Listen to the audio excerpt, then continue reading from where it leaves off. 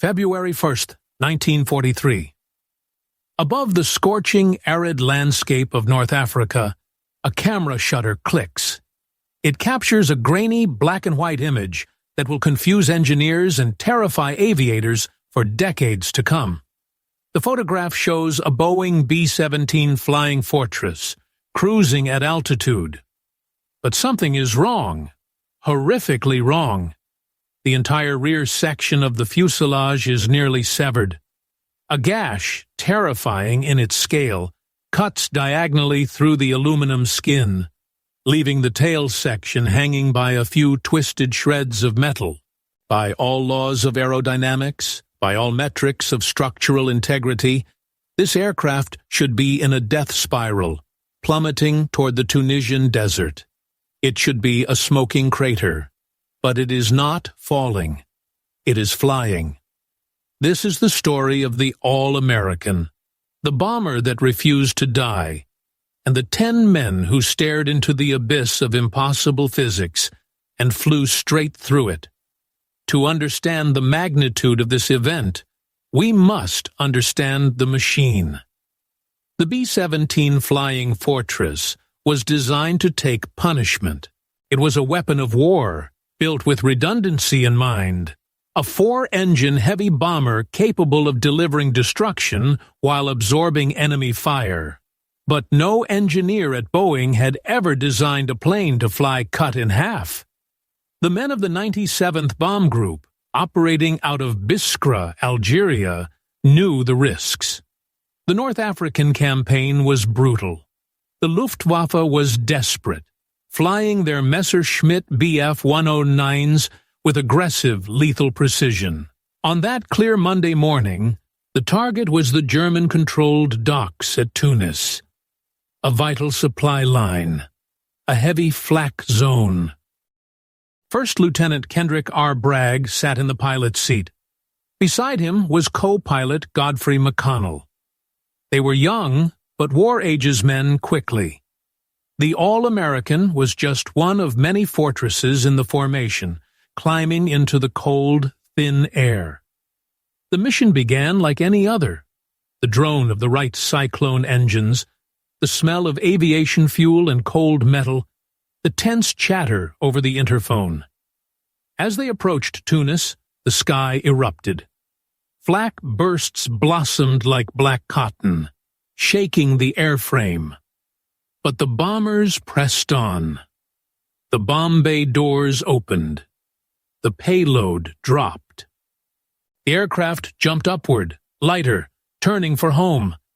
That was when the fighters came. 2 German Bf-109s singled out the lead bomber.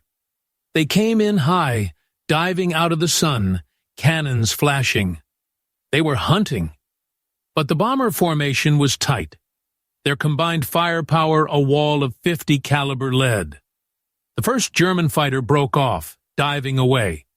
The second fighter was not so lucky. Or perhaps he was too committed. Withering fire from the B-17s smashed into the German plane. The pilot was likely killed instantly or incapacitated, his hand freezing on the stick. The fighter did not turn. It did not dive. It became an uncontrolled projectile, hurling through the sky at hundreds of miles per hour. It rolled inverted and plummeted straight toward the All-American. Bragg couldn't move the massive bomber in time. There was no time to think, only to brace. The impact was not an explosion, but a sickening, tearing crunch that vibrated through the teeth of every man on board. The German fighter slammed into the rear fuselage of the B-17. The sound was the scream of tortured metal.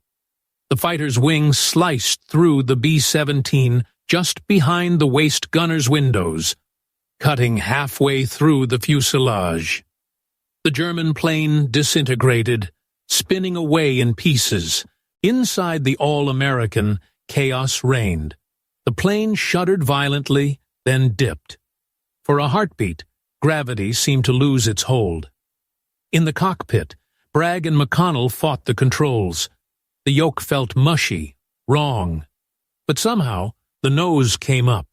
The wings leveled. They were still in the air. It was the waist gunners who saw the damage first. The sight froze their blood. A hole, massive and jagged, gaped in the side of the ship. You could see the desert floor thousands of feet below through the tear. But worse was what lay aft. The tail section, the vertical stabilizer, the rudder, the horizontal stabilizers, was swaying. It was physically disconnected from the main body of the plane, held on by nothing more than a few shattered longerons and a strip of aluminum skin. The control cables for the rudder and elevators were visible, stretched tight, miraculously uncut, but perilously exposed. In the tail gunner's position, sitting in the very tip of that severed section, was Sam Sarpalus. He was now riding in a detached cage, swinging in the slipstream. The connection between him and the rest of the crew was a fragile hinge of twisted metal. Up front, the navigator, Harry Nuessel, looked back. He saw the fuselage flexing. Every time the plane hit a pocket of turbulence, the tail wagged independently of the nose. It looked like a broken toy. The gap was growing. The wind roared through the open wound of the aircraft, deafening and freezing. Standard procedure for this level of damage was immediate bailout. The parachute was the only logical option. Bragg considered it. He ordered the crew to stand by, but then came the realization. To bail out, the crew would have to jump from the waist door or the bomb bay. The turbulence created by opening the hatches or the shift in weight as men moved to the exits would almost certainly snap the remaining metal holding the tail. If the tail broke, the plane would pitch violently nose down, likely trapping everyone inside as it spun to earth. And Sam Sarpalus, trapped in the tail, had no way forward. The floor connecting him to the waist was gone. If they jumped, they abandoned him to die alone in the falling wreckage. They made the decision. They would stay.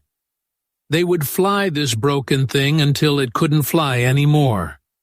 The journey back to Biskra was an exercise in agonizing tension. It was a 90-minute flight. 90 minutes of watching the tail sway. 90 minutes of waiting for the snap. The aerodynamics were a nightmare. The tail section, no longer rigid, acted like an unpredictable rudder. Bragg had to fly with extreme gentleness. No sudden movements, no sharp banks. He used the engines to help steer, varying the power to turn the aircraft slowly, agonizingly, degree by degree. The other bombers in the formation saw the damage. They couldn't believe what they were seeing. They formed a protective box around the All-American. It was a gesture of brotherhood, but also of practicality. If the German fighters returned and saw the cripple, they would finish it off in seconds. The All-American could not maneuver. It could not fight back. It was a sitting duck. The other B-17s slowed down, matching their speed to Bragg's limping pace, shielding him with their own bodies and guns. Inside the fuselage, the crew was silent. The waist gunners stared at the swaying tail. They watched the rivets popping, one by one, under the stress. Navigator Nuessel kept his eyes on the map, calculating the distance to base. Every mile was a victory. Every minute was a lifetime. Sarpalus, in the tail, stayed perfectly still. He knew that his weight was a pendulum. If he moved too much, he could leverage the tail right off the plane. They crossed the coastline. The Atlas Mountains loomed. The air grew rougher as they descended. This was the critical danger zone. Lower altitude meant thicker air, more turbulence. The tail began to oscillate wider. The gap in the fuselage breathed open and closed like a mouth. Bragg fought the instinct to correct every bump. He had to let the plane ride the air, guiding it with the tips of his fingers. Finally, the airfield at Biskra came into view. A strip of dirt in the desert. Now came the hardest part, the landing. Landing a B-17 is difficult. Landing one that is structurally compromised is suicidal. If Bragg touched down too hard, the tail would snap. If he braked too fast, the momentum would tear the rear off. If he came in too slow, the tail would lose lift and drop, breaking the fuselage before the wheels even touched. He had to fly it onto the ground. The emergency flares went up. The ground crews stopped their work. Everyone on the base turned to watch. They saw the silhouette approaching, the strange, broken shape against the sky. Ambulances raced to the runway edge. Fire trucks revved their engines. Bragg lined up the runway. He eased the throttles back. The ground rushed up. The crew braced for the crash. They assumed the fuselage would collapse upon impact. The main wheels touched the dust. A puff of smoke. The tail stayed up. Bragg held the yoke, keeping the nose high, bleeding off speed, praying the airflow over the stabilizers would hold just a few seconds longer. The tail wheel settled. It held. The All-American rolled to a stop. The engines sputtered and died. The silence that followed was louder than the roar of the flight. For a moment, nobody moved. Then, the hatches opened. The crew spilled out onto the desert sand. They didn't cheer. They didn't celebrate. They just looked. They looked at the gaping maw in the side of their ship. The ground crew arrived and stopped dead in their tracks. Engineers approached the aircraft and simply shook their heads. When the ambulance arrived, the medic waved it away. There were no casualties, just 10 shaken men and a metal carcass. Upon inspection, the reality of their survival became even more terrifying. The collision had severed the left horizontal stabilizer completely. It had cut through the fuselage structure, severing the vital longerons, the spine of the aircraft. The only thing holding the tail section to the rest of the plane was a flimsy section of the dorsal fin structure and the catwalk floor in the top of the fuselage. The control cables were still connected, but barely.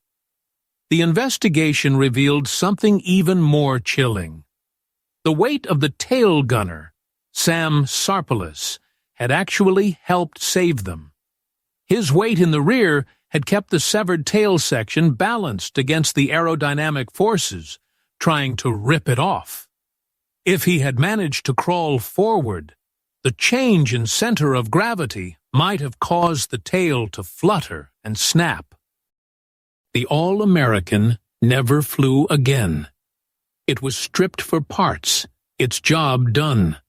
But the photograph of that flight, the image of the bomber with its tail hanging by a thread, went around the world. It became a symbol of American resilience. It became a marketing tool for Boeing, proof that they built the toughest planes in the sky.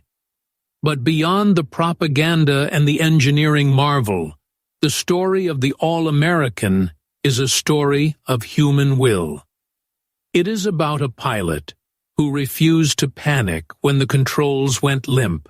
It is about a crew that refused to abandon their friend in the tail, even when logic dictated they should jump to save themselves. It is about the quiet, terrifying bravery of sitting in a broken machine, watching the earth crawl by, and trusting in the metal and the men around you. In the vast, violent history of the Second World War, millions of rounds were fired, thousands of planes were lost, and countless stories were buried in the wreckage. But the flight of the All-American remains unique. It stands as a testament to the durability of the flying fortress, but more importantly, to the fortitude of the generation that flew them.